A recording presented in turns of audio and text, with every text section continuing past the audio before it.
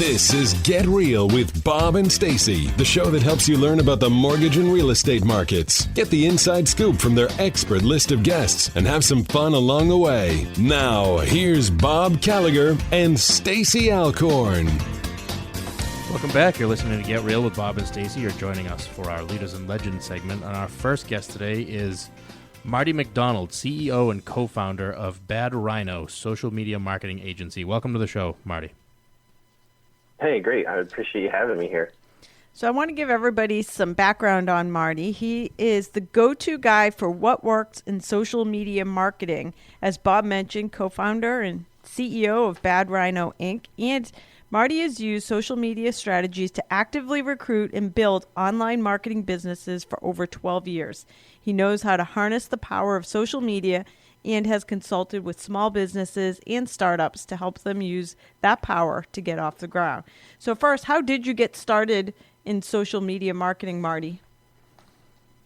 It's a long story because it feels like I started in social media and digital marketing when it was in its infancy. So back in 2002, while I was a headhunter, I started really getting into the earliest forms of LinkedIn. And I was like, oh, this is cool. Like, people are putting their information out there and you could connect with them really easy. You know, back then it was still cold calling, there's still email going on, but having this newfangled little thing that you could connect and create a community or interact with people was really cool. And I started to gravitate towards the social aspect of it, and it helped me find jobs to fill, but it also helped me connect with more candidates and get more referrals.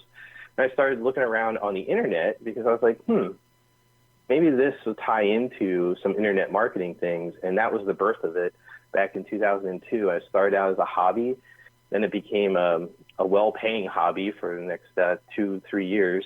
And then in 2005, I started consulting with a lot of small businesses. And fast forward to 2010, that turned into a full-blown agency called Bad Rhino. Awesome. Where did the name come from?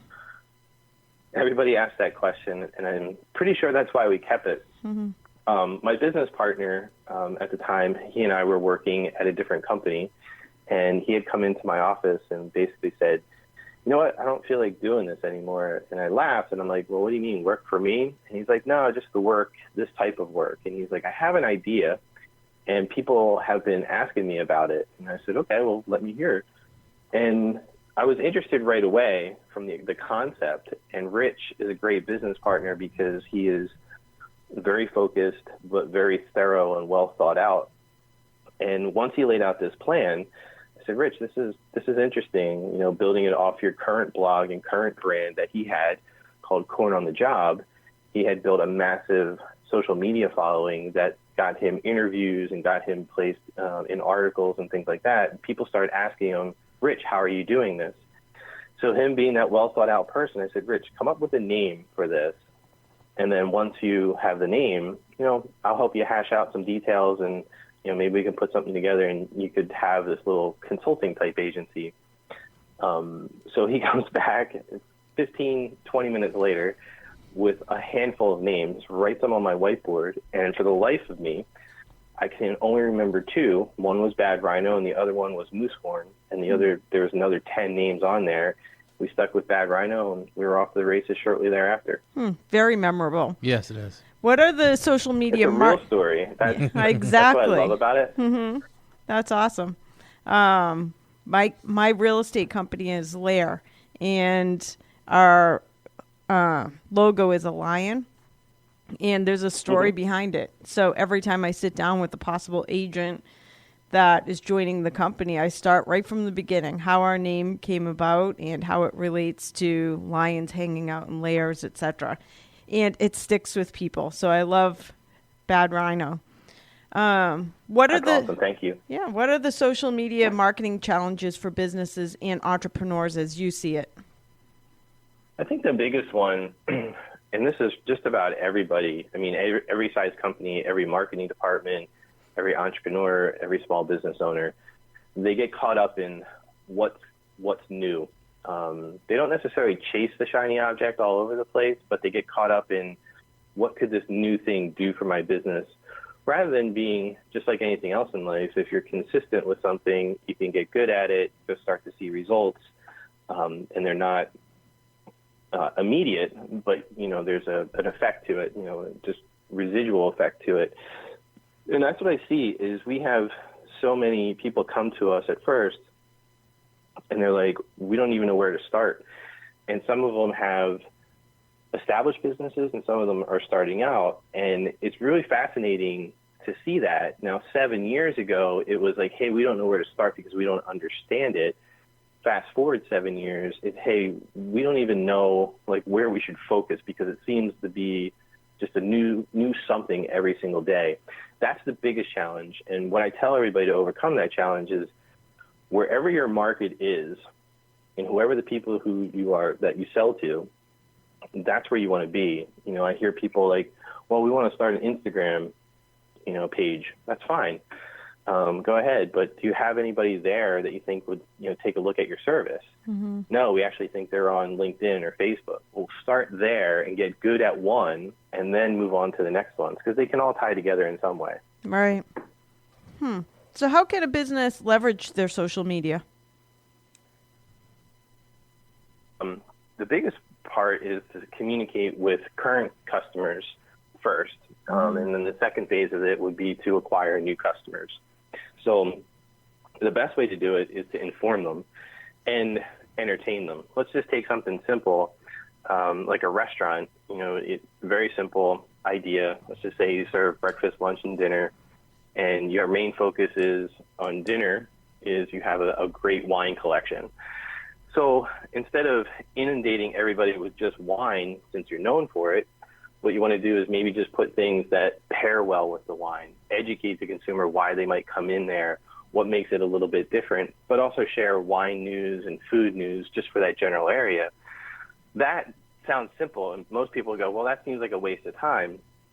But that's what people are doing day in, day out, flipping on their phones. They're looking for interesting things to read while they're at work or while they're waiting at the doctor's office and things like that. If you hit them with a sales thing, it tends to turn people off. So you have to come up with a way that your audience starts to engage, and you have to look at your analytics, and it's a process. So the best way to do it is to start to educate your current consumers, get them to take a look at something that might be interesting to them, and share it. It goes back to basic common sense business, in my opinion, where when you walk into a store, they would know your name because you're local to that neighborhood or wherever. They would just know your name, knew what you wanted, or had some semblance of an idea of who you are and what your shopping habits were, and they would cater to you. And I think people like that, and social media can put that bridge to it. Mm-hmm. And then there's a whole list of other things where you can build email lists and start to target new people and new customers to get on their radar. You can really talk about this for hours on end. It's so interesting. Basically, and I'll let you tell me what pieces I might be missing, but for my own company Facebook page, first of all, I think that when it comes to social media strategy, would you agree that you have to help people not only have a great, for example, business page, but sometimes you really have to help the individual person just have a presence on Facebook? Is that true? Yeah, it's true. It depends on your business. Like if you were to search me in my personal life, I don't put a lot of things out there. Mm-hmm. I would keep my personal page more business focused and some fun. I do testing on my page. Yeah. So I might comment on a wacky political post just to see how the algorithm responds to me. But it really depends on the personality of the person and what they want to be online. And that's where we start at Bad Rhino is we talk to everybody and go, okay, what's your voice online? Who do you want to be? It shouldn't be much different than who you are in real life because you need that transparency because once people meet you and you create a business relationship, they want to know who they're working with. Right. But at the same time, there's differences between what you might post personally versus what you might post professionally. So you come up with that just style there. And the next phase of that, to your point, is helping them establish that and saying, okay, who do you want to be? You want to be, for Marty McDonald, it's Bad Rhino. He runs Bad Rhino, and he also has golf and beer clients, but also has golf and beer brands under Bad Rhino. So I'm going to talk a lot about me playing golf and, testing and trying out new beers. Right. So having that balance, but that doesn't 100% pertain to Bad Rhino, but I've made that business more of my personality along with my business partner to create a feeling to it, So a lot of times when I do podcast interviews or I mention in articles, the one thing is Marty plays golf and drinks beer, and on the side he runs a successful marketing agency, right? I thought that was cool, like when somebody just said that. Right. And they said, yeah, I was just looking around your profile. So you get a feel for that. So to your point, yes, you have to establish a voice for that business, and most times it's a voice for that person to be online. Right. And also what you're really laying out here is businesses should have some sort of strategy so that you're not necessarily just posting willy-nilly. Like we put out just weekly. I sit with my social media person, and each week we try to, number one, show our expertise, which we do through blogging about real estate, since mine's a real estate company. Number two, we also have to segment who is actually watching our social media. So we have two different types of people. One is other agents, our own agents and other real estate agents, and buying and selling consumers. So it's two different messages. So we try to blog about our expertise. We try to motivational quotes, JPEG motivational quotes get shared like crazy. Client testimonials will turn into a JPEG, put it on our Facebook page. Absolutely. In-house happenings, what's happening at our company. And the big piece that we implemented this year, and I would love your take on it, is we never really had a great social media strategy for creating leads. And over the last 6 months, we've gotten good at creating like ClickFunnels pages with paid search on Facebook that's creating, like kind of baiting people with what a home buyer would be looking for, where they'd be willing to give us an email address for that info, or what a seller would be looking for. What is your take on generating leads through social media? First of all, it's great. Just back up for 1 second. I'll get to the leads. What you just outlined for anybody listening to it is the start of any social media, actually any marketing strategy when you're developing content. And if you can we tell everybody when we speak at Chamber of Commerce or small business startup type meetings or ideas, is start off with a weekly content, because sometimes it could be a little overwhelming. Just start off weekly, schedule a couple posts, schedule a couple things, and then see how the community responds, and then start to map that out monthly.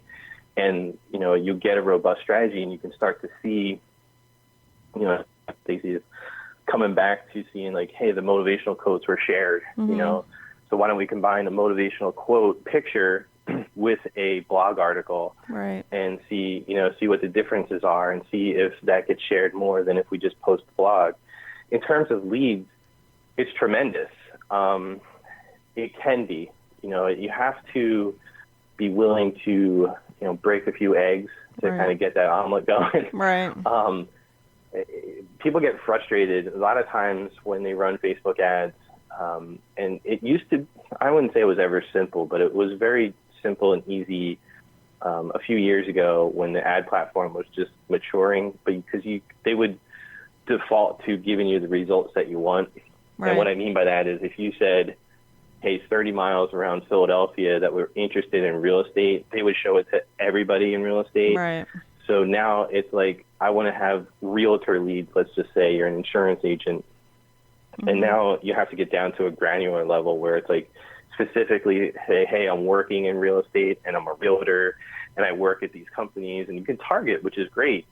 But it takes a little bit of time to get that targeting down. And sometimes people burn through money not knowing what they're doing, and they get frustrated with it. And we hear that quite often. But I love it for leads and emails. And you really have to just dial it in and make sure you're getting adequate, first off, adequate response. Second, make sure they're legit. And what I mean by that is when you start emailing them, start to look at your open rates. Yes. We've had a lot of people come through and talk with us. And they say, this is great.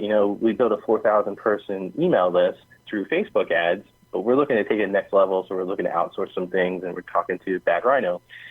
And I get all excited because I'm like, wow, that was awesome. They built an email list already on their own, so they kind of know what's going on. And I find out, like, well, how many times have you emailed the list? Well, we haven't emailed it yet. And it's like, okay, how do you even know if that data that you just got was any good? So Absolutely. It's important to get the leads and then start emailing right away so that, say you get leads on Sunday, you could wait, they opt in, they get something to download, so they have an instant, that's number one. Then number two, you want to email that list on a weekly basis just to see who's opening it, number one. Number two, if anybody's clicking through. And then more importantly, number three, if they leave. Sometimes people will see like a PDF or like a little video series, and they get it, and then they just leave because they're like, this is what I was looking for, but I want to go with somebody else for the service. So it's important to get the leads, but also engage with them immediately. But Facebook's great for lead generation these days. That's awesome. And I think it's all about tweaking. Like you just gave me an awesome idea. Constantly. Yeah, like taking those motivational quotes, embedding them into the articles so that I bet it will increase the number of shares on those expert blog pieces. So that's awesome. Well, tons of great stuff. For anybody that's listening, by the way, we have Marty McDonald from Bad Rhino, a marketing and social media company. Where can people find you? You can simply go to badrhinoinc.com. We have a blog on there with a lot of great information. And every interview I do, this has been a good thing and a bad thing, but it's been more good than bad. I just give out my email. If you send me an email, mention that you heard me on this radio show, I will gladly respond to that question as fast as I can. And it's Marty, M-A-R-T-Y, at badrhinoinc.com. And our website has all our other information, so check it out. Awesome. Thank you so much for your time today, Marty. Thanks, Marty. Thank you. Great to talk to you guys. I appreciate it. We're going to take a quick commercial break. We'll be back with more Get Real after this.